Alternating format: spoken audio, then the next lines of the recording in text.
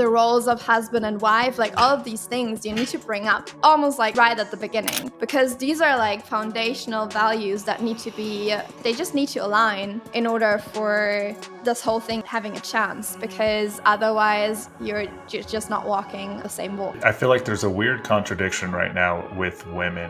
They don't hold themselves to a very high standard when it comes to being in the beginning of a relationship. They're just willing to sleep with a guy who they like. Yeah. But then on the other hand, they still want to be an independent boss babe, but then they're willing to sleep with a guy who has no long-term vision with them at all.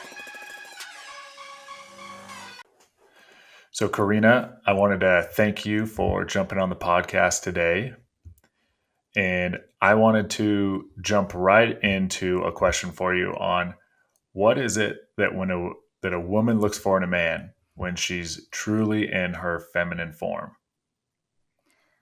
That's a great question. I feel like, so I was contemplating about it because you sent it to me before, so I was thinking about it, and I mean, so I'm not in a relationship, so I'm just speaking out of what I would personally look for and what I would be what I would gravitate towards, and what I already notice in terms of whom I'm around. And obviously I'm also around men, so what makes me feel that I can actually be my most natural self around.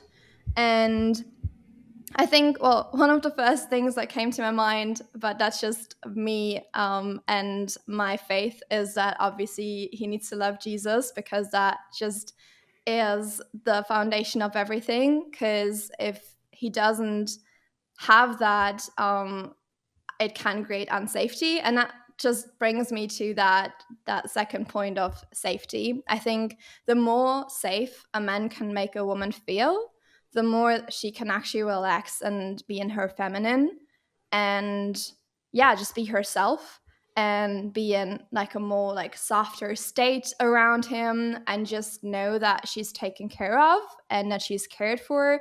And that comes with so many parts. Obviously there's like emotional safety and physical safety, and that just comes with like honesty, integrity, all of those things, that you just know that you can like openly talk to someone, and that person also sees like when they're saying something that might not be like just the right thing to say, that someone can also like recognize, hey, okay, I'm sorry that I said that, or I need to like readjust what I'm saying. And these are just very like basic important things. Also consistency, I think that's like a big part, because what women struggle with a lot is obviously inconsistency, and that's in men, and that's something that we see a lot in the days that we're living in, because I feel like people just in general have become more flaky, and there's this whole like swiping culture. I mean, you know about that. Mm-hmm. That people just keep on swiping through the apps, and I feel like it just came into, and it's like infiltrated our mind. Like I truly feel that we are literally thinking like that by now. I mean, most of us, I guess. And that's definitely not helping a woman to just feel more in her feminine and feel taken care of, I guess. Because if you think about it, women just have been like taught all the way. I mean, especially my generation, we've been taught to like take care of ourselves, do everything by ourselves, never ask for help, get that great, amazing job, climb up the ladder, and all of those things. And that also is like nurtured if we don't have someone on the other side who shows us that we don't need to strive for that. And obviously it's also a personal process of learning as a woman that you don't need that, but it also helps obviously to be inspired by the masculine, that it's actually not necessary and it's not something that you're valued for. Yeah, I want to touch on that security part, because I think that there's a handful of attributes to a woman feel that she's in a secure place. I'll give you my thoughts on what security looks like from my perception, but I want to hear yours first. Okay. So I feel like one of the first parts, again, getting back to having God at the center of your relationship is just so important, because as a woman, you always hear about submission, and that is something that you can only do if you know that this man has integrity and he also is submitting, but he's submitting to Christ. And that creates definitely security and stability, and obviously connected with integrity. And you just need to learn over time, like by actual experience, that when the man that you're with is saying something, that you can actually trust him. And one of the examples that I always have in my mind, and I think I saw that somewhere on Instagram at some point, is that you just imagine I think it's like probably more common in the US that something like that happens, but imagine you're in like outside of your car, and your car is like next to you, and your man just says like, get in the car.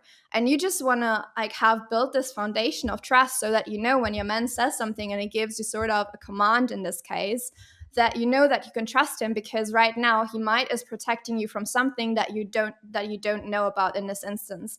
And that's only something that can be built over time. So you really need to, in coming together as like men and women, you truly just need to learn that, and that only comes through experience, I do believe.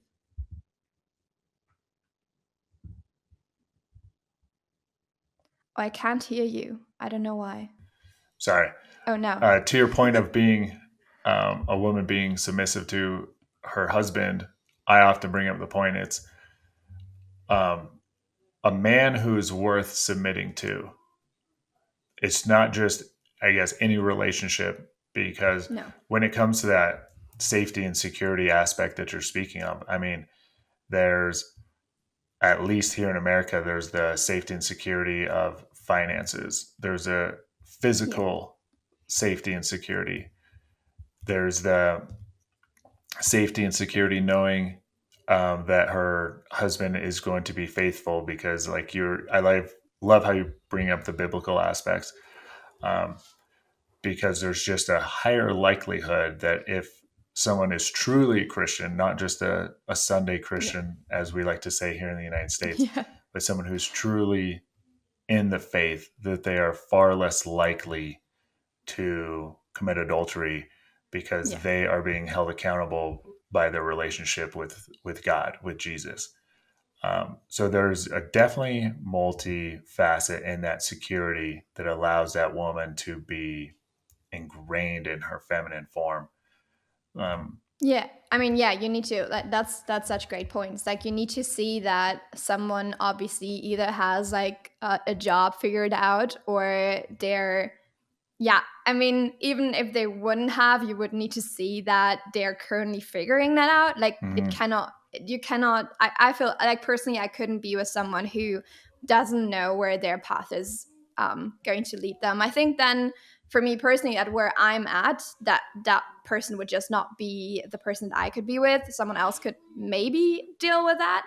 But I do think that's actually such an important ground to have. Like, okay, I'm going in this direction. I know where I'm going. I know what I like. This is also safety, like knowing what you want, and knowing. So if you go and have conversations with someone, and you're interested in actually creating maybe a future together somewhere along the line, then I do believe that you need to discuss things like what you envision for family life, what you envision for the roles of husband and wife, like all of these things you need to bring up. I do believe, like, almost like at the beginning, because these are like foundational values that need to be, they just need to align in order for this whole thing even having a chance, because otherwise you're just not walking the same walk, I think. I totally agree. In American culture, those often aren't even talked about through that dating process and engagement process. They're usually brought up in the moment of, oh, we're having a baby. What are your thoughts on X, Y, and Z? And then it's like, what? We never discussed this. It's because culturally, I don't believe that those things are being discussed, like you said. And it's the same here. Like, it's the same here. So if you're in Europe and you're in like a worldly world, it's the same thing. And I lived through it. Like, in not to the full extent, because I never never got a baby, never got married Hmm. in that sense. So but if you're dating, like, these things are not discussed. You just like jump into a relationship in a worldly world, and you don't talk about anything else, and you just have fun and see where that goes. And I do believe that's absolutely not helpful. It's not guarding your heart, it's not secure, it's not safe, nothing. Yeah. Yeah, and there's nothing about actually dating in the Bible. There's no Yeah. like then you're going to go through engagement, but even No. before that, you're going to move in together. Um, and I know that I did not live a biblical life dating, being engaged to my wife, but the reason I talk about this stuff and why it's so important is one, the data supports it that get married young, don't move in together before you're married, and marry someone of faith, the similar values. They have the highest margin of success rate when it comes to marriage. Yeah. But Yeah. Isn't it also, if you pray together, then you have like the oh, highest yeah, rate of that even takes actually it up succeeding? a Yeah. whole nother Yeah. virtue. The couples, so that same demographic, but then who pray, have Yeah. almost a zero divorce rate. Yeah. That's so beautiful to me. Yes. Yeah. Um, but the whole like dating and people just dating to see if they like someone, it's even though I did that, I've talked about on previous podcasts, I dated, but really my wife would say I was a womanizer. Um, but I tell people that that's not a way to live. And it's one of the reasons I do this podcast for young, because I want to speak to young men of Yeah. those things will literally haunt your marriage and it's unnecessary. It's Yeah. like, I don't believe that there's soulmates or the one because they don't talk about that in the Bible. There's nothing biblical about a soulmate. And No. we are, we are human, we have our flaws, but we are to continuously work together and be yoked and Yeah. have those goals and understand. So, with all that being said, I think it's great to talk about those things in the beginning. Just like, hey, Yeah. I find you attractive, you find me attractive. We both have similar faith. Maybe we're going to the same church. Like, what is your vision? Like, if you were to get married today, like it's just Yeah. pop quiz time. What do you see our roles being? Like, Yeah. how do you see this? Are you going to be a stay-at-home mom? Are you going to be a working mom? What do you expect from me? Just like get those things out. And there's nothing wrong with talking about fairy tales because it's not like it's going to happen tomorrow. Yeah. Or there's nothing wrong with talking about long-term goals and expectations. That's how I look at it. Yeah. Is like, hey, if we're going to continue pursuing each other, if I'm going to continue courting you, what are you expecting at the end of the day? And here's what I'm expecting at the end of the day. And what can we compromise on? But in today's culture, we just don't have those conversations. Like nobody does. I'll speak to Yeah. someone and I'll be like, man, why did you have a child with that person? You guys aren't even married. I had two children out of wedlock. So, but Mm. I'm just like, and they're like, well, it was an accident. And I'm like, no, dropping eggs in Yeah. the kitchen is an accident. Having a Yeah. baby, that's not an accident. It's not an accident. It just doesn't happen like it like that. Yeah. And that's also just something, when we think about it, you're just like, from the women's perspective, you're giving the men like everything, that you're giving him everything without having any sort of security, Hmm. any sort of, I mean, yeah, we can still say that obviously if you're married, like, we don't know how life progresses, and you can come up against struggles, and if you're not equally yoked, you might make promises that are only kept from one side. But not even having that, and just going forward and being like, okay, now we're living together, we already have slept together, and we are like so intertwined. I'm also seeing that in people around me who are doing that, who are going this very worldly path, and I just see how they're suffering, especially when they notice that it's actually not the right person for them, but they just don't find the way out because they're so attached to that person, Mm, like already with like living circumstances, with obviously the physical attachment to each other. it's it just yeah it in every single way you see how that harms you and just isn't protective towards your heart at all. And it also, I'm seeing also men who are in these relationships just thinking, well, I've got everything that I need right now. I'm not ready for kids yet. I have like a woman that I can go to bed with. I have her around, like maybe she's already cooking for me. Like you have all of that and the woman doesn't, like there is no return yeah. for that. And I just think that is something that I just feel, yeah, women need to, that's something that I'm talking about on my podcast, on my show as well. I just want women to hear that and to hear that, to be able to like think about it and reconsider and feel like, okay, maybe there is another way for me. Maybe I can actually protect myself in a way, and maybe I can actually wait so that I can find someone and be with someone who values me so much that he would literally want to intertwine his finances with me, intertwine his like whole life with me, and actually build a future together and not just living in the moment, because that's great too. Like yeah, we are supposed to also be in the moment, but we also need to think about, okay, what is our, we just said that as well, what's our future vision, like do we want to create a family, etc. Because otherwise you might wake up at like 30, 35 years old, you're still in that same relationship and it's just not moving forward. And then the man meets like maybe a younger girl. It's like, oh, this, I want to have this one now. Mhm. And you've got nothing and you can start from fresh. So, yeah. Yeah, I feel like there's a weird contradiction right now with women, kind of with what you're saying of they don't hold themselves to a very high standard when it comes No. to being in the beginning of a relationship. They're just willing to sleep with a guy who they like. Yeah. But then on the other hand, they still want to be an independent boss babe, Yeah. but then they're willing to sleep with a guy who has no long term vision with them at all. Yeah. And it's like, I think culturally, women have to value their bodies way more than they are. Because right now, Yeah. they are kind of, their values as far as their bodies go, it's in the gutter. Yeah. But that makes so much sense because all that we are told every single day is that just show more skin, walk around with less clothing on, present yourself, be more sexy, whatever. It's like you literally are pushed and like presented that. And like online, if you see women presenting themselves, the ones with like most followers usually are the ones that just have the least clothing on. Yep.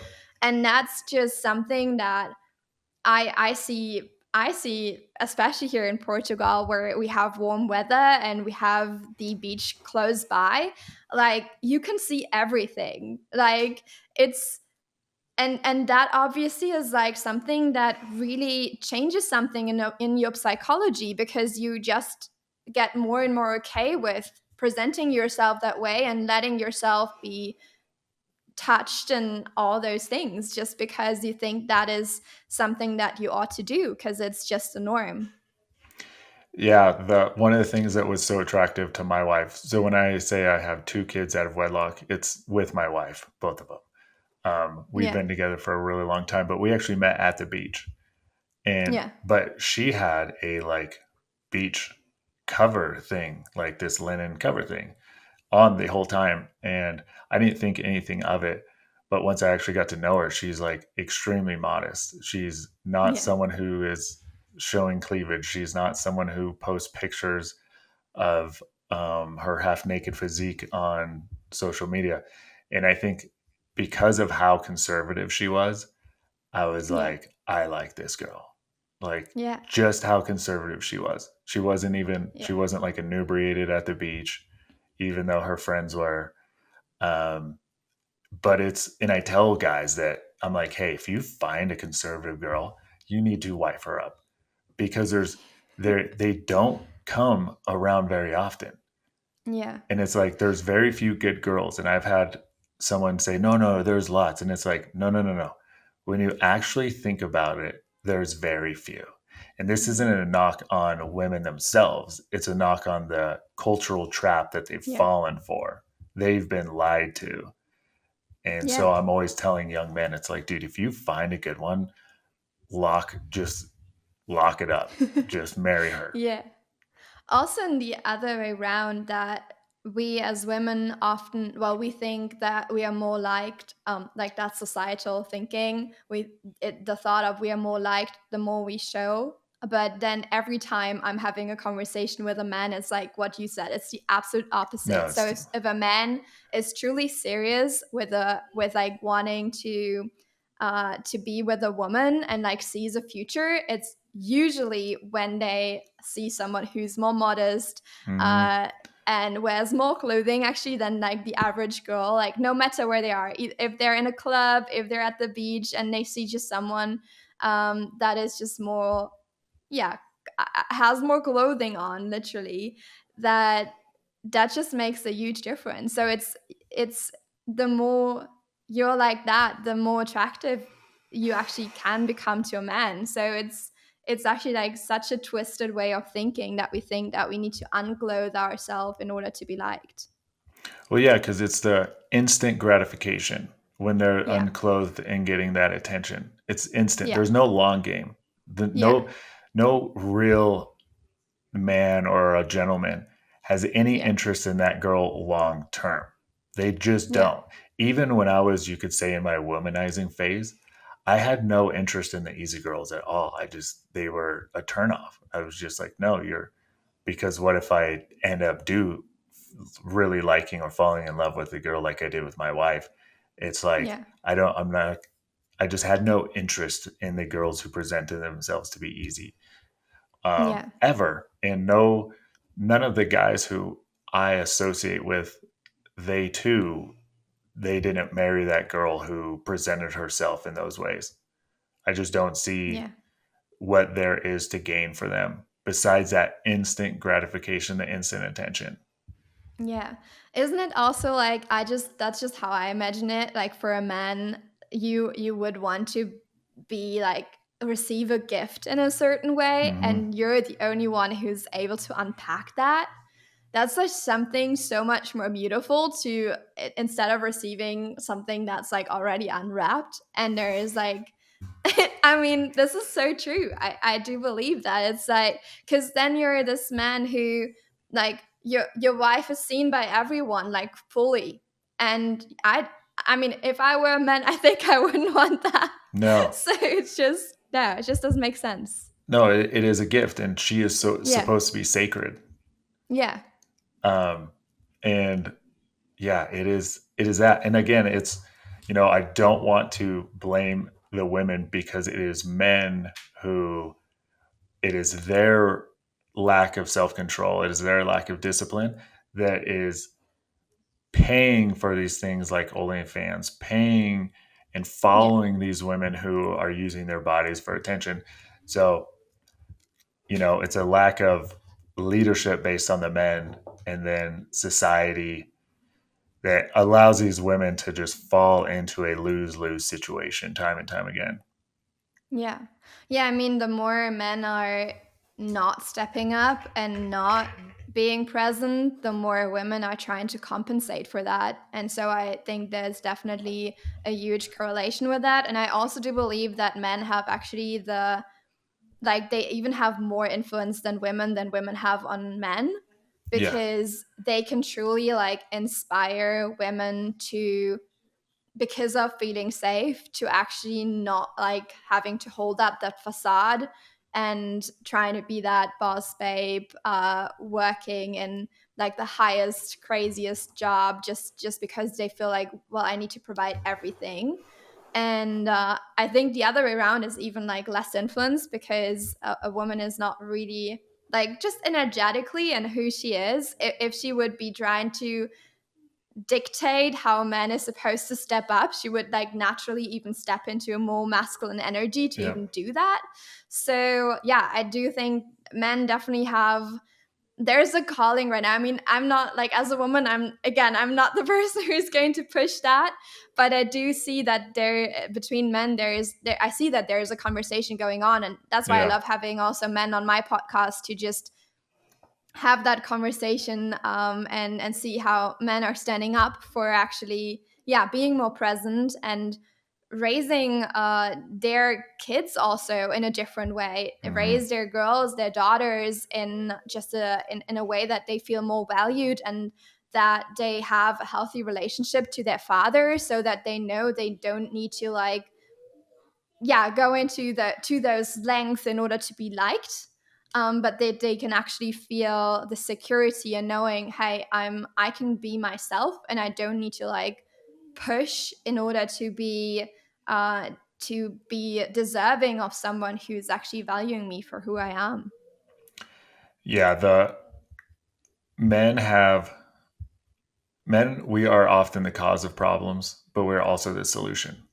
Yeah, And too many men don't want to take responsibility for that. That I tell men, we are the problem. Every problem that our wife has is because of us. But we are also the solution, and we have the yeah, ability to be the solution. And that goes culturally. That goes yeah, universally. Wars, we're the problem. yeah, We're also the solution. yeah, Um, so it goes from the household worldwide. And sometimes people don't like that because they're like, that's sexist. It's like, but it's actual reality yeah, that if we men do step up and make a change, and like how you're saying, like even being more present as a father, we can literally change culture and make an impact for the positive or for the negative if we're not present, if we're not yeah, actually raising our boys to be men, if we're just putting that responsibility on women to raise boys and expect them to raise them into men, because it's just not the reality. You were saying like when women want to take control and step into a more masculine role, now their cortisol levels are going up. They're they're yeah, in a chemical imbalance, and they literally can't do it. It's biologically known that women cannot take on the same stress load as yeah, men can, and it's not to take anything away from women. It's just for us to all recognize just we do have biological roles, yeah, whether culturally or society does not want to acknowledge those. It is the yeah. reality. And that the sad thing is, I think, is that we've just created this narrative in society that is less valuable, but that's just not the case. Like, when you start googling about being equal in value but different in roles, you find all these articles being like, as soon as you put someone in a different role, they apparently get a different kind of value. Hmm. But that's just in my head, that's just not how it works, because, like, God, like, values us all the same, and we're Hmm. his children, and we are loved. And that's not taken away by having something, like having a different role and something different that we are good at, or that we are naturally biologically supposed to excel in, actually, in this life. And that's our, like, task, basically, our role here on earth. And that the thing that you just said is so important. We actually wreck our health to, like, completely max out our hormones, and our stress levels are through the roof. And I've been seeing that. I was working in a startup the past 4.5 years. I recently transitioned to completely being self-employed, and I literally saw, like, women dropping away, like, by the month. Like, every month we would just lose another person, just because women mentally couldn't stomach and couldn't hold their ground, because it's just too much. And you would just get mentally sick, and you need help. You cannot go and attend your job anymore. And I'm just questioning, like, who's served by that? No one's Yeah. served by that. And still, we're trying so hard to keep up that facade, and trying so hard to still fight for, especially, I mean, there's other countries where we might be able to say, okay, women aren't allowed to work at all, but they kind of need to because they would need to support their family. So we have all of that. But in the world that, in the environment that I'm living in, I still see women fighting for certain positions, fighting for the right that a certain percentage in the company that they're working in needs to be filled with women. And then on the other hand, we have all of these women struggling. And also we have this whole culture happening where everyone needs to like do some sort of meditative practices and everything to like balance out their life. That's never been there before. Hmm. So it's just like, well, at some point we would need to question why everyone's just burned out and overworked, especially women, Yep. and why that whole system is failing us. And it's like also funny to see that there's a whole like movement happening over the past couple of years where women are kind of feeling into, okay, actually I don't really want to be this, but I kind of have to, and I can't say anything. But then I start following like other women on Instagram where I see they just live a bit of a softer life. It's funny to like see how that there's like a little bit of a different movement going on, which I think is definitely healthy to, even if it's like sometimes like the opposite extreme, and I don't know if I would subscribe fully to that. It's still interesting to see that there's like a craving for a different kind of life and a hope for actually being able to step more into your feminine again. Yeah, I would say about 10, 15 years ago on Instagram, social media, it was all about like being a boss babe and independent. Yeah. And now I see these accounts popping up on stay at home mom, Yeah. trad wives, traditional, Yeah. being a traditional wife and traditional roles. And I'm sure there's a lot more women out there who are just scared to speak up because even Yeah. in my comment section, I'm sure you might get this too with what you talk about. It'll be something about a stay-at-home mom, and both men and women, the men who comment, I'm just like, you're pathetic. But Mhm. when men and women comment saying you being a stay-at-home mom is ruining years of feminism to get us at the top of the corporate Yeah. chain, like food chain, and I'm just like, why would you anyone talk down to a woman who wants to stay home and raise her kids or stay home and actually like Yeah. create a home, have Yeah.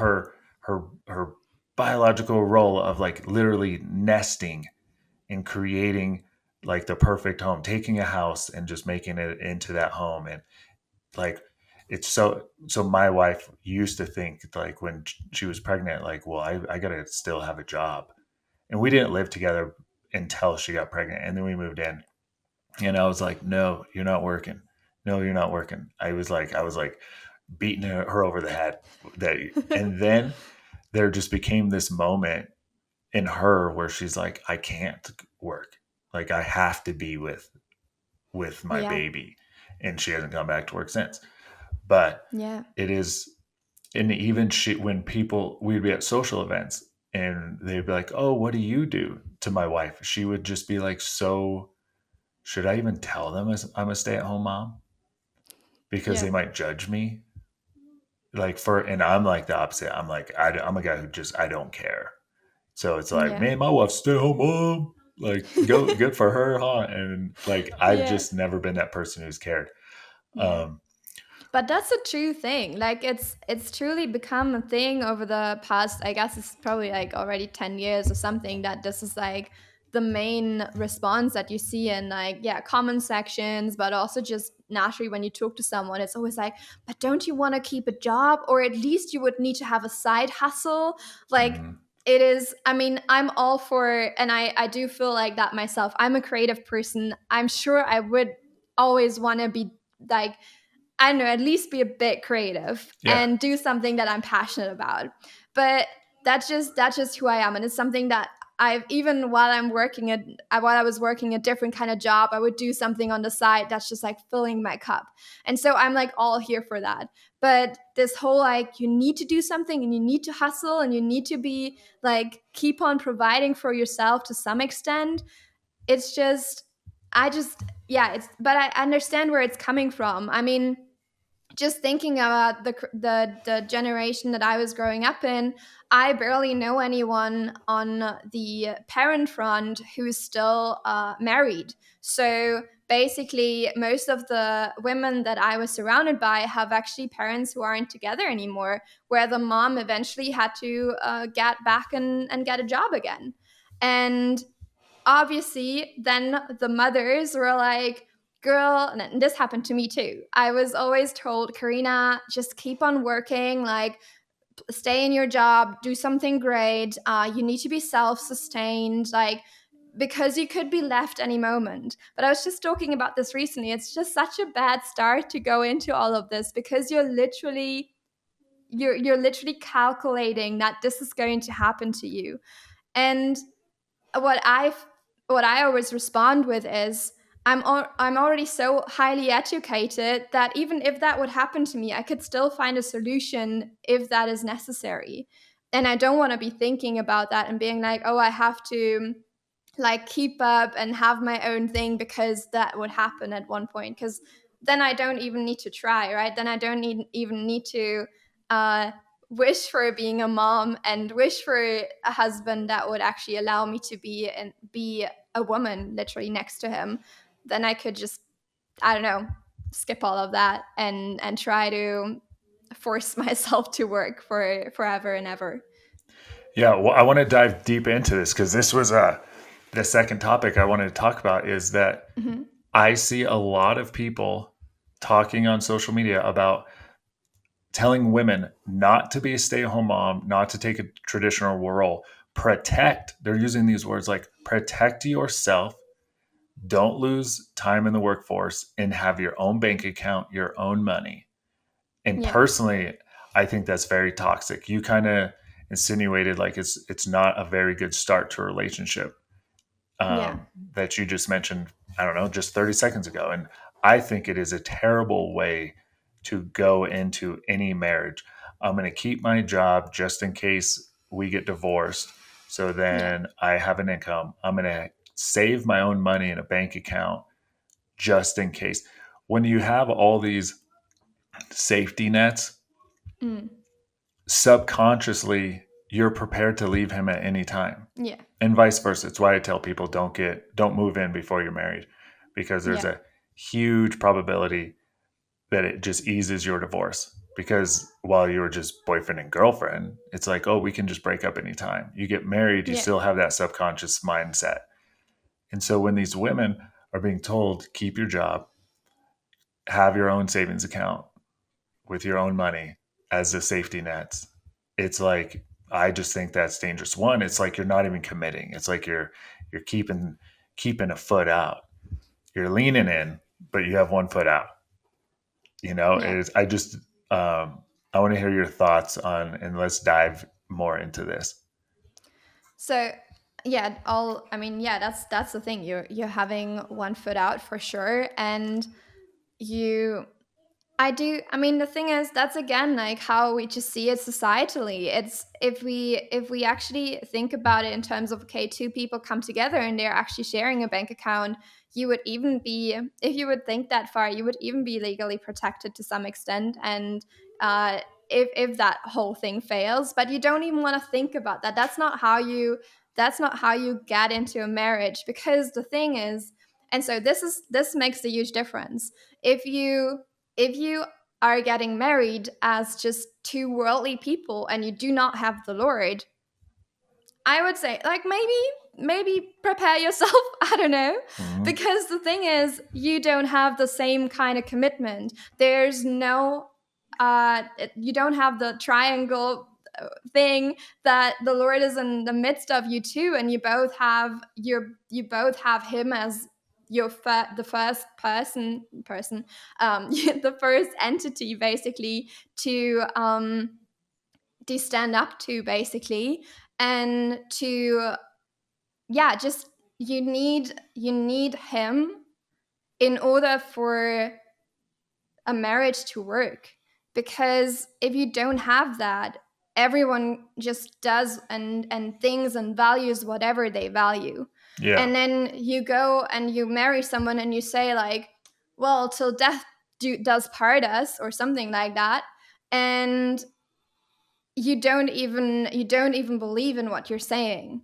You're just saying it because you just want to like exchange a ring and just be like, I mean, now we're like married on paper and maybe we get some tax benefits or something. But Hmm. that's not why you're doing this. You're creating a covenant, and that one is in only in like very difficult cases. That's the only time when it is supposed to be broken. In all other instances, it's actually there because you were brought together and you are supposed to work on your marriage even in hard times. So Hmm. the likelihood, and we just talked about this even with prayer, the likelihood to get divorced is even like super little. So that's not even what you're supposed to plan with. You're not supposed to plan an exit, because you're literally in the creation of the covenant saying that you're going to stay with this person forever. And there's only in extreme cases where it is like, okay, wait, you need to actually, like, the Lord wants you out of this because this is not safe for you Yeah, physically, yeah. mentally, whatever. There are these cases, but this is not like, we are always talking about obviously like some sort of ideal and like the scenario that we're striving towards, but we also should keep that in mind because that is what we're striving towards. And so it doesn't make sense to think otherwise and to prepare for some scenario that we don't even want to achieve in a way because we don't want to get there. Yeah, it's sad that I see it being promoted by women too, and it'll be because of an Yeah, anecdotal story of, yeah, my friend married an attorney. She was a stay-at-home mom, raised 4 kids. She even had her bachelor's degree in science or whatever, and now she hasn't worked for 8 years, and he left her for the secretary. Like, yeah, don't be a stay-at-home mom. Don't. And I'm like, oh man, this is not good for young women again. yeah, And I love how you bring in the covenant, because, like, in my household, we don't even joke about the D word, divorce. Like, it's not even yeah. anything like, oh man, if we ever get divorced, are you gonna like, are you You gonna? It's like shouldn't you shouldn't joke we about just that. lit. Yeah, It's literally just a thing that is just never said yeah, um, under any circumstance. And I just think that people need to realize that what you said is there are going to be tough times, and we are to work through those tough times. yeah, Um, Kind of bringing it full circle in the beginning when I was saying, there's no such thing as soulmates. Like, we are human. There is going to be yeah, times that are very, very hard. And yeah, we have to be willing, especially as believers, to humble ourselves before God of, maybe it's something that I'm doing that my wife isn't appreciative to, and that's why she's feeling XYZ. yeah, Um, and oftentimes, I mean, I feel like we could point a lot of divorce to men. Like, what are you doing wrong? Like, even if a woman cheats, it's like, well, what were you doing? What were you not fulfilling? Like, how are you leading? And people don't like to. I hear all this stuff again about, like, Men's Mental Health Week in the United States was like 2 weeks ago, and okay. it's like, men's mental health. It's like, this is the job that we took on. Like, the mental health is us not doing our actual job. Like, we're not Yeah, doing our duty. Like, their women are our helper. It literally says, and yeah, Adam received a helper. And so, if we are not doing our job by leading, that's where these things come into play. And we have to make sure that we're not leading with an iron fist, but we're leading with, like, love, empathy. There's so much to it. And we just don't hold ourselves accountable. And therefore, I do put a lot of reasons of divorce on men, because I don't yeah, think that we're leading correctly. We're not leading biblically, even if we say we're believers. yeah. I feel like I'm kind of went on a little rabbit trail, and I forgot actually where I was going with that. But No, it's true. I mean, I do believe though that definitely women also play their role. I mean, what I feel like what we're seeing a lot, especially in like this whole like self-help and you're like the main character kind of mhm. era that we live in, there's a lot of conversation out there around, well, if your man isn't treating you this way, then you better leave him. And I've heard this so many times, like, and this is so crazy to me because that's not supposed to happen, but it does happen a lot. You go to a psychologist and you talk to a psychologist about your struggles, and you're literally led towards leaving your husband because that person is like, no, this is not good for you, you shouldn't feel like that. And instead of, actually, you need to talk to two people who are together and married and in this covenant that we just talked about. And it's like, okay, you need to figure out where you're at and need to communicate. And I mean, that's a big issue anyways. Communication is like probably one of the biggest challenges that we will face in life, honestly, Mhm. because that is that is just like that's building the groundworks for everything. If you communicate about what we feel, how we are perceiving things, what we want, especially as women, like, there was this whole idea out there the last, I don't know, 10, 20 years probably, that someone else should read your mind and know what you want. And it's just not, that's just not how it works. Like, you need to let the other person know what you desire, what you wish for, and how you would want to be treated, what conversations do serve you, what conversations actually make you feel, I know, not good, and how do you want to approach certain subjects. All of those things, you need to talk about these things. And we touched upon this earlier already. It's even in like your dating phase and leading up to wanting to be in a relationship and being married and having that as a focus. It starts there. You're starting to communicate there. And obviously, if you go into this not communicating and just being physical with each other, you're not building a good basis for this communication to flourish at another later Mhm. point. At least, I mean, at least it will be way harder to establish that along the lines if you never had that, because you would need to introduce something that's not natural from the beginning. And so I think the best thing that we can do is really having a strong communication going on from the get go, and then go from there. And then we have such higher chance really to build something together, and to also talk about the things that are hard and get through them together. Because, yeah, getting a divorce shouldn't be the option, or shouldn't even be the talking point of, oh, we might need that along the lines. That's not where we want to go. No, not at all. And I love the part about communication. I always feel like that's number two on my list of successful marriage. Um, Yeah. but when it comes to communication, Hmm. tell all the male listeners what it is that they should be doing when when their wife is trying to communicate. Like, because us men, we too often want to think of things in like ones and twos or take things literal. Mm. Men have a different, men to men Yeah. have a different communication style. So what is something that a man can do when his wife is trying to communicate with him? I just had a conversation about this last night. We always do these dinner parties during the week from church. It's not really a party, but we just call it that way. It's more Hmm. of like gathering together. It's our sort of small group idea, I guess. And we talked about this yesterday, and it's actually something that is so important.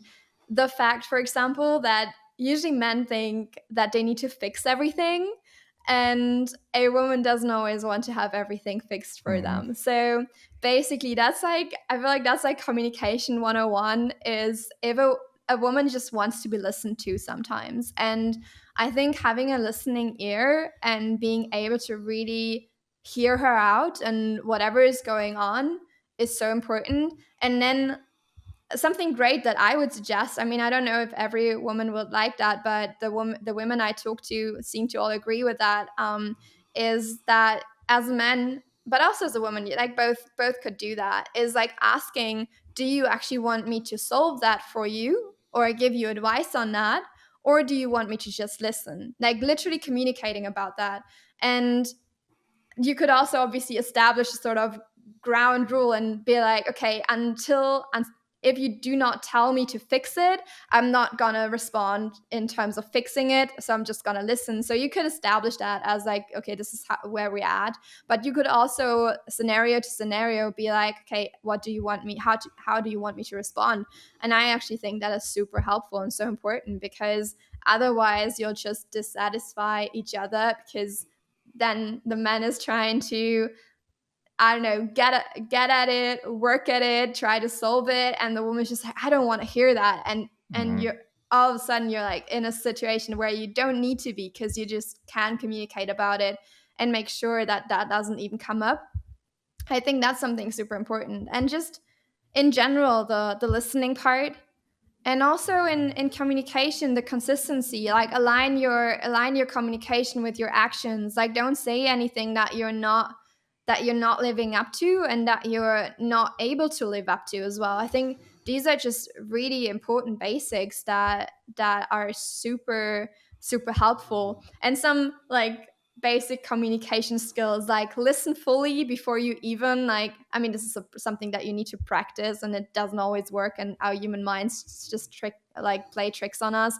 But if we like practice to really listen before we think of an answer, like let her finish her sentences before you think what you actually are going to respond, might take a little pause in between your conversation, but it's such a beautiful thing to really hear the other person out, and that also works both ways. So I think we can really make such a difference with listening, with trying to understand each other, and also to not feel offended if the, and this is something that I think is so hard, because we easily, as humans, we easily get offended because we take things personally. Yeah. And the higher the stakes are, and that's in relationships, the stakes are high, they're super high. So we easily feel like that's a personal attack. We feel like this is directed towards me, it triggers my ego or whatever is going on in there.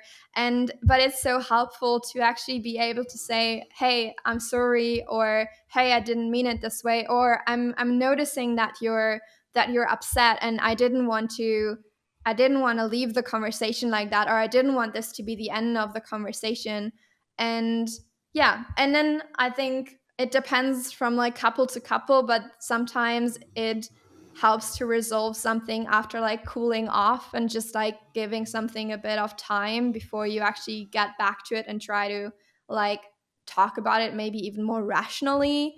And then there's, I mean, for example, myself, I would love to resolve something before I go to sleep. That's just Yeah. something that I think then I can be like resting more, like be pretty more rested and have a more restful sleep in a way. Yeah, that's just something that, but it sometimes differs from person to person. But that's just things that you need to communicate and see like where you're at with those things. Yeah, I don't believe in going to bed in the middle of an argument. No. Like just solve it. Just get it Yeah. solved so you guys aren't just fury arguing to the Yeah. imaginative other person while you're Yeah. laying in bed and not getting any sleep at all. Yeah. And Yeah, you would just spin that story along, and it's not yeah. good. Yes. And then with the communication and the listening, like I've for years told people, don't just listen to respond. Listen to actually hear what they're trying to say. I have Yeah.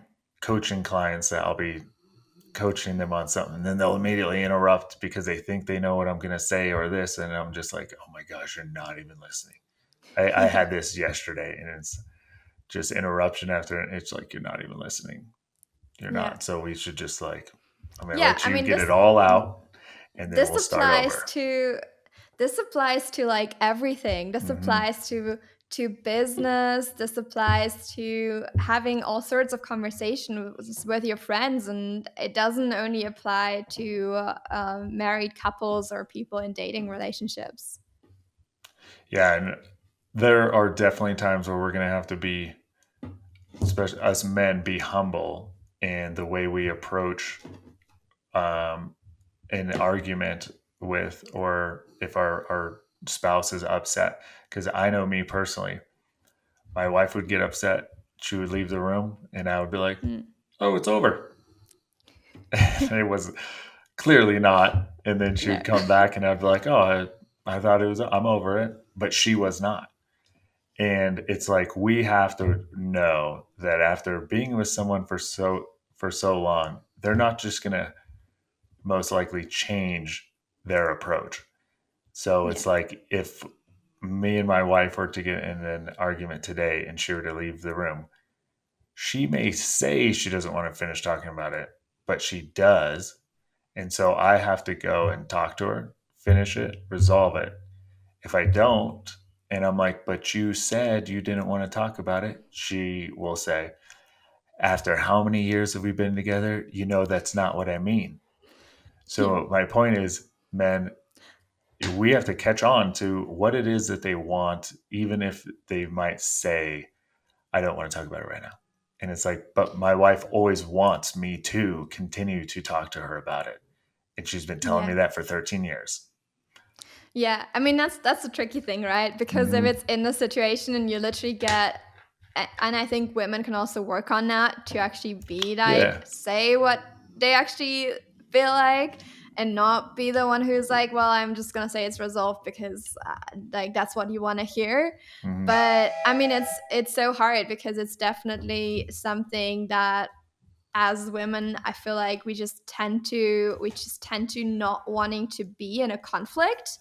So even though it's not resolved, we just have that the tendency to say like, well, it's resolved because we just have a harder time handling to like finish the argument or the thing that isn't resolved, even though it then like catches on to us because we still feel it and we still feel like, well, it's not resolved. So we're just tricking ourselves in like in a situation that's not great because we don't like it either way. We don't like to just sit with it, but we Yeah. also don't like the argument itself usually. And so yeah, but I guess like you said, if you said 13 years, right? Yeah. If you've been married for that long, you can kind of get behind that and use that to your advantage to solve the argument Yeah. or the problem. You gotta pay attention to what it is Yeah. that they really want, you know? And Yeah. I love the thing of, do you want me to listen or solve your problem? Because I actually stole that from a guy. I heard Ben Shapiro bring that up. Oh yeah. And I was like, that sounds awesome. Stolen. Yeah. And Yeah. so that is something that me and my wife does. And it literally works. My Yeah. wife will literally tell me, I want you to solve this. Or I Yeah. just need you to listen to me. I Yeah. just need you to listen. And I was like, no problem. Or it's like, Yeah. no, I have no idea what to do. Can you fix it? That's why I'm telling you. Yeah. Because she never comes, I need you to listen. I need you to solve. She just comes to me with something. And I don't know that most women are coming to say one specific thing, but that's why it's good to have that communication and ask, and just don't take it personal whatever she says. If she's like, I just need you to listen and not solve my problem right now, I don't need to be coached on this, I just Yeah. need to talk. Don't take it Yeah. personal, just be willing to listen to her. Yeah. I mean, and I think there's like a big connect to women being so emotionally driven. So sometimes we're just like so in our head about something and we just like feel Hmm. all the feels and we just feel like we need to get it out there. And things just like get way more to us in that emotional way.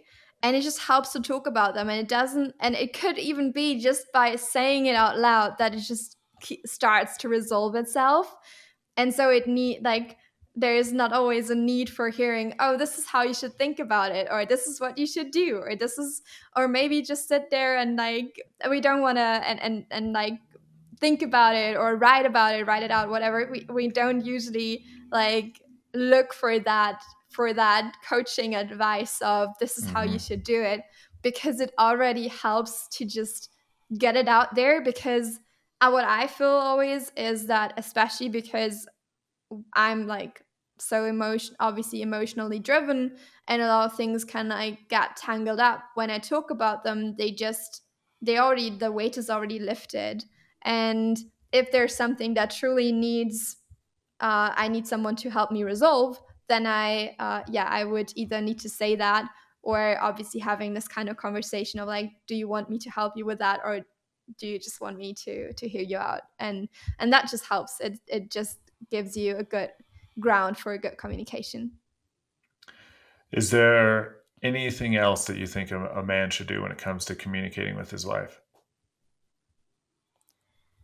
I I think something that I've recently learned more and more is that men do have a lot of things that they talk about and think about that are definitely maybe more intense than some things that women talk about.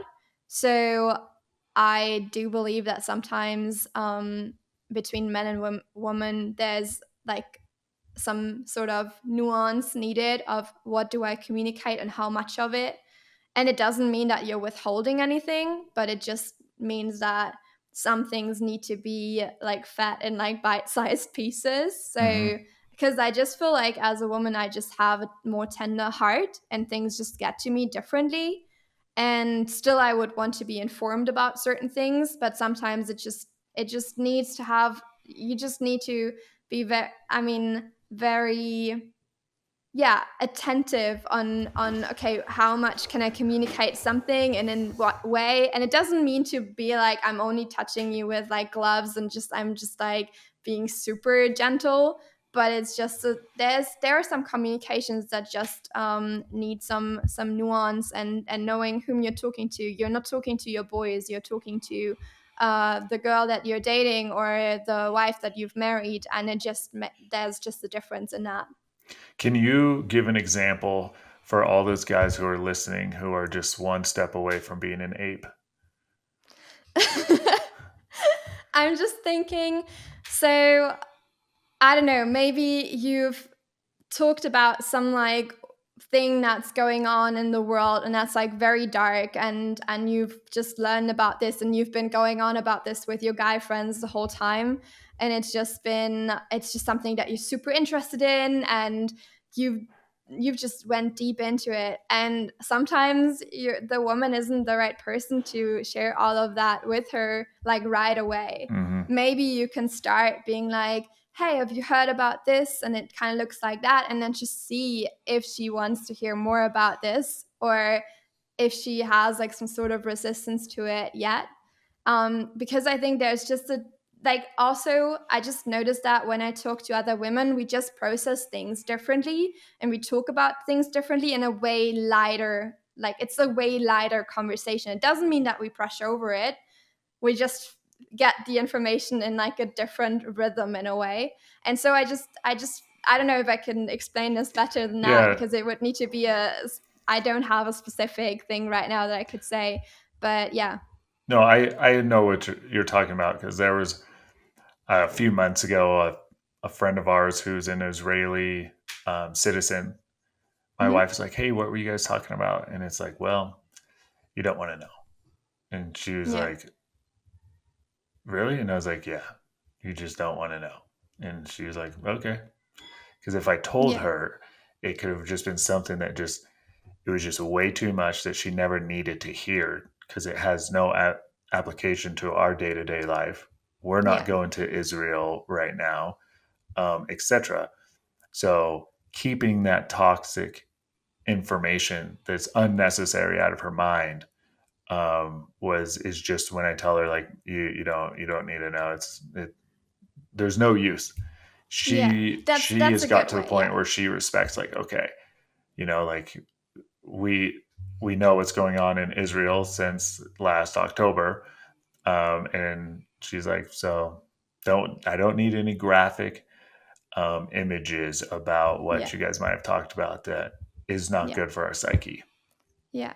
I think that's the thing. It's like you're not sheltering your woman just from like someone that you're walking past, or you're not like making her just feel safe in scenarios of like, oh, you're out and about and you're just caring for her, or you're making her feel safe in your home just by Mm-hmm. providing a safe home. No, you're also making her feel safe in terms of the information that is like talked about, and that she feels safe around. And then also, and I think women can get offended by that because, like, obviously everyone could say, but I have the right to know everything. Mm-hmm. But it's like, yeah, like personally, I don't want to know everything because some things just can be too much. Yep. And that doesn't mean that I am not a smart person or I have actually a lot of knowledge about the things that are going on in the world. No, it just means I have some sort of filter on how much of that I consume and how much into depth I go with certain things in order to protect myself and in my emotional health and my nervous system, in order to live a life that keeps me in like a state of I'm okay. I'm like in a good state. I can in the end, when I'm married and have kids, like I need to be functioning as well, right? So if I would be concerned with something that doesn't apply to my life at all right now and it's not helpful, but it's just triggering me and making me feel like emotionally unsafe and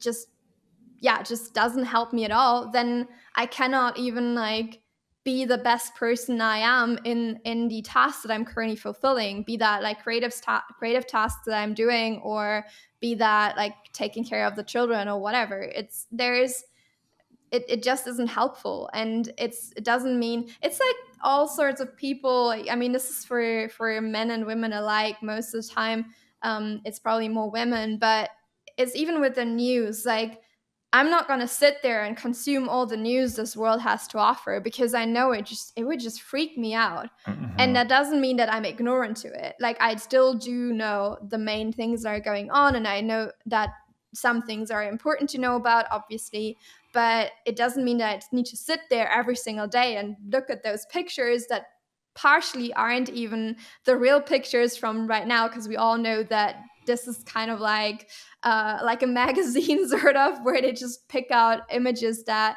give a good story. Yep. It's like it's journalism in a way. And so obviously I need to be mindful of what I'm consuming so that I actually have a chance to live a sort of a life that has also a big aspect of happiness in it, because Yes. I know that I personally cannot solve everything on earth. And so I, no matter if I'm a man or a woman, I need to know like what battles am I here to fight and what battles am I gonna leave to someone else, because I'm not here for everything. Yeah, we are the information that we consume. Yeah, And I think that even goes for for anything that we consume. yeah, Television, if yeah, you're just watching a bunch of horror movies, yeah, if you're watching a bunch of, I don't know, criminal investigation stuff, and all you're seeing is just all this negative stuff, and you're having your wife sit next to you and you guys just stay up late watching these shows and these TV programs. I don't think that's good. Like, no, that stuff is not good for our psyche, let alone her psyche. Like, yeah. people may think that that stuff doesn't impact them, but I promise you it It does. does. I mean, something that I've learned pretty early on, just also by personal research, is that our body apparently cannot even know if we're just watching something or if we're experiencing it, because the emotions that we feel are so real to our body that this impacts us fully as if we would be in the scenario ourselves. And I think that's just something that we need to be mindful of. And I feel that in my body personally, if I watch something that is melancholic, I feel melancholic. And I know that if I don't want to feel that way, I shouldn't watch something like that. Hmm. And obviously, yeah, sometimes we fall into the trap and we watch something that just doesn't make us feel good. And that's okay. We're human and we like do those things. But it's just something to be mindful about and know how it impacts you and your heart. Yeah, they haven't you seen the videos where the guys are wearing the VR headsets Mhm. and they're in a giant room, but Yeah. they'll be like walking across a beam on a skyscraper and they are Yeah. freaking out. They're like, they drop to their hands and knees and they're trying to grasp onto the beam, even though Yeah. there's no beam. And it's like, they're Yeah. like, I know this isn't real, but my mind cannot, and my body Yeah. is frozen. And they're just Yeah. like on the top of a skyscraper or like on a cliff And it's just, and then just how like you'll see these people one after another just freak out. Yeah. I've seen that before, and I also, and it's crazy. I mean, this, you see like how much it impacts you, but I know that we already get those sort of feelings sometimes if we just see someone Yeah. walking, we get the same response even though we're not in it ourselves. And yeah, we should definitely be mindful about that. Yeah. Like when people, yeah. And here's one that I'm sure people have heard of: baby fever. When people see like a woman sees another woman with a baby or Hmm. sees another woman who's pregnant, and then what that starts to release into their body, it's no different from you watching like horror movie, and then the cortisol levels are being raised in your Yeah. body, and you do that every night for your entire life. And then people Yeah. wonder why they just live in quiet desperation. It's like, Yeah. what about your intake, the Yeah. fuel intake, not only for your body but for your mind? Yeah, yeah. And we're so like, people start to become so concerned with just their food, but it just, there's so much more to that. It just Hmm. doesn't stop at the food. It's, yeah, it's what you watch, what you see, what you consume on any level, really, because your body just takes all of that in, be it visually. I mean, this is like, I think the Bible talks about this. We have like ear gates, eye gates, all of those things, Yeah. and it truly does. There's so much in there. Like we take things in through our eyes, we take things in through our ears, and obviously through our mouth, and also through like breathing things in. We should definitely be mindful about all of those areas of our life where that happens. And yeah. Yeah, in the Bible, we take things in with our eyes, and you know, Jesus talks about you're better off to stick a fork in your eye than look at another woman. Yeah, that as well. Yeah, yeah, that is also very important, especially, I mean, yeah, especially when you're married, but also before that. Yeah. Yeah, And I think that's actually, that's so interesting, because I'm seeing how like how big of a challenge that obviously is in our world, because you live in a place like this, you go to the beach, everyone's naked, you walk through the streets, everyone like has something like that's open to watch for everyone. It's not easy, right? You're tempted every corner that you look at. And that, I do feel like, I mean, I don't necessarily know, but I think from my assumption is that it's way harder for men actually to keep their eyes away than for women. Um, just from how we're wired and where our importance lies, like what things are more important to us. Usually for women, that starts with more of like the conversational, emotional side, but obviously there's also different types of women in that sense. And for men, it's like very physical. So uh, it's hard. You can be so easily led away from the path of yeah, looking away, and guarding your eyes, your heart, and yeah. So it's a difficult time that people live in a way, but I guess everyone can just needs to be accountable for themselves and really stay close to the Lord in order to walk a path of righteousness. yeah. I guess culturally it's difficult, but I have a hard time giving men a pass, especially Yeah. Christian men who are married. Yeah. It's like it's not that fucking hard. Like you have a wife, you Yeah. chose your wife too. No one forced you to marry her.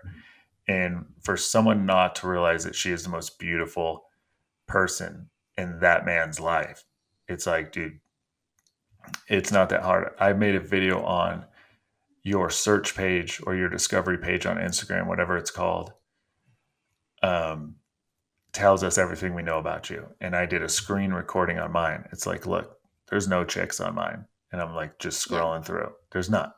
It's because I Yeah. don't look at that. Yeah. And And it's it actually shows, like, you can literally tell by that. You cannot say I'm not looking at those, but they seem to show up. The That's not a algorithm thing. doesn't, It's not a thing. The algorithm doesn't do that. It's not a Yes, thing. the algorithm's far smarter than you give them credit for. They know exactly what you're looking at Yeah. to a T. They know what you're Yeah. looking at inside of that discovery. Even if you don't freaking Yeah. click on it, they know what you're Yeah. looking at. They can Yeah, literally isn't it track like your they eyes. see your eye movement, Yeah. right? And they also see your how your emotion like face shows certain emotions. I read about this recently as well. Like also with TikTok, like if you're crying as a girl or something, you would see more of those videos, something like that. Oh, wow. It's insane, but yeah, I mean they want to trigger emotions from you because that means you're consuming more of that. Yeah. And I think we have to stop giving men a pass of that it's hard and holding them accountable Yeah. for their actions in every one of their actions too. And Mm, again, it starts with the movement of men talking about what it's like to be men and then yeah. raising their sons and daughters to understand what it's like to be a man and what it's like to be treated by a man. Yeah. And then I think it gets rid of a lot of that, a lot of Yeah. the looking online, looking when you're out. And then you'll actually have men looking for modest women. Yeah. I would love to see a world where women are shown when they're growing up what it's like to be treated by a man and in the best way possible because I do think that we have a big issue with that we don't even know. And so it, I mean, just we are just then wired in a way that we think if someone isn't that interested or is actually neglecting us, that that's actually the correct way that we are treated that way because that's what we experienced growing up, for Mm-hmm. example. Or we have experienced we need to fight to be loved, we need to be this to be loved, we need to do that.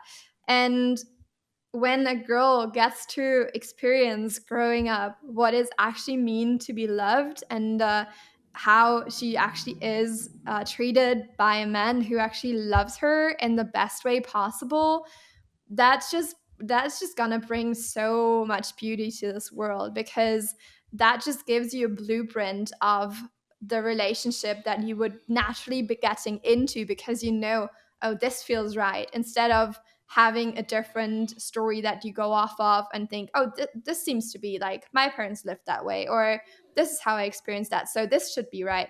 But no, you'll actually learn from the beginning how you're supposed to be treated, and you know whom you can trust way more easily because you basically have learned the green flags quote unquote Mm-hmm. in someone. You know what you're going to look for, you know, okay, this kind of communication style is good, I'm safe with that, and that's just something so beautiful. So I really hope for that in the future. Do you think that there is a good movie, child's movie, Disney movie out there for a young girl to watch? I have one, but I there's don't know. only one. There's one. Which one do you think? I don't know. I mean, I do like some Disney movies, but I'm just thinking of which one is which one did you think about? So the only movie that I think is out there that is appropriate for young girls to watch that gives them an appropriate demonstration Mhm. of weaving through the dating world and what kind of man to find is Beauty and the Beast. I just had that one in mind. Yes, that makes Because sense because they she rejects the person who is not good for her, and like the well player, basically. yeah, so she rejects the arrogant guy, the Yeah, narcissist, yeah, and all the dweebs though too, yeah, because there's a series of dweebs who are just followers, yeah, and then that guy, but she is able to tame the beast who's willing to put his life on the line for her, the yeah, beast who's willing to change himself to be more loving and compassionate, and the beast who's willing to learn how to communicate with her and yeah. all those things. And then you do see him change in the Yeah, movie. But that's it true. she also stays in her, like she's caring and loving from the very beginning to the end. Yeah. She's not trying to fight off these like wolves. She never takes a masculine stance like in some No. of these other movies like Tangled, or not Tangled, what is it? Like the one with the ice girl. the princesses and their sisters, Oh, um, Frozen or something? Frozen, where Yeah. they don't need a man. And that Yeah. whole thing that the older sister's not married, the younger girl doesn't need a guy. And it's Yeah. like, yeah, that's going with modern culture. It does. It does. Like I mean, this movie portrays the girls in like Frozen as like the hero and like Hmm. doing everything by themselves. And obviously, yeah, Hmm. that's what we are seeing in our world. And her So, saving the guy oh and yeah, whatnot. And yeah.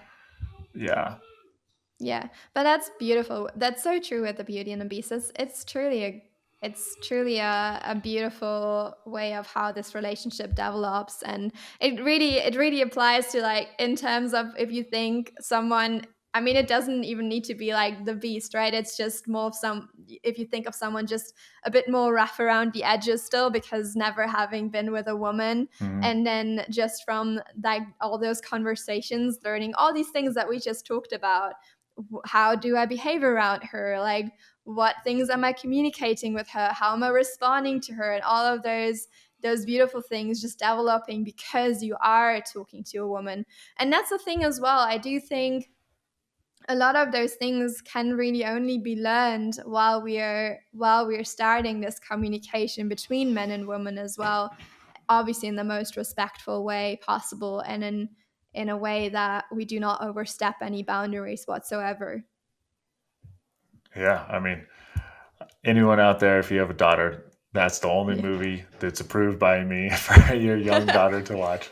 Yeah. Um, but yeah, Karina, I think we can end it at that.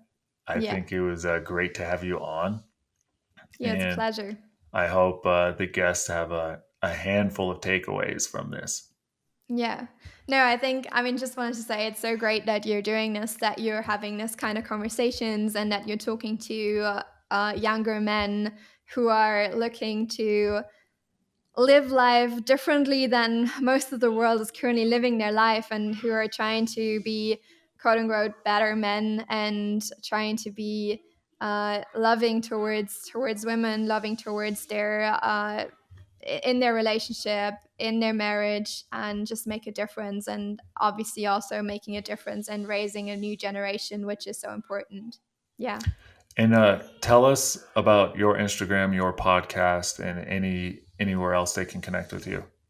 Yeah. So if there's more men listening, obviously then recommend it to your girlfriends or wives. Yeah. I have a podcast which is called Mood Lab, and it I do also have some conversations for men on there. There are the conversations that I'm actually having with men, and most of it is, well, it's all based obviously on the Christian faith, and then we go into all the things of singleness, marriage, very relationship based as well. So it's very aligned to with what you were talking about actually, and our purpose in Christ. All of those things we cover a wide range of subjects there that are just important to a Christian life. And yeah, and then my Instagram is just by Carina Jung. So you'll probably hopefully link that so it's easier to find. And yeah, that's the main outlets where I'm present on. Awesome. Karina, I really Yes. appreciate it. Thank you so much for that conversation. Oh, of course. So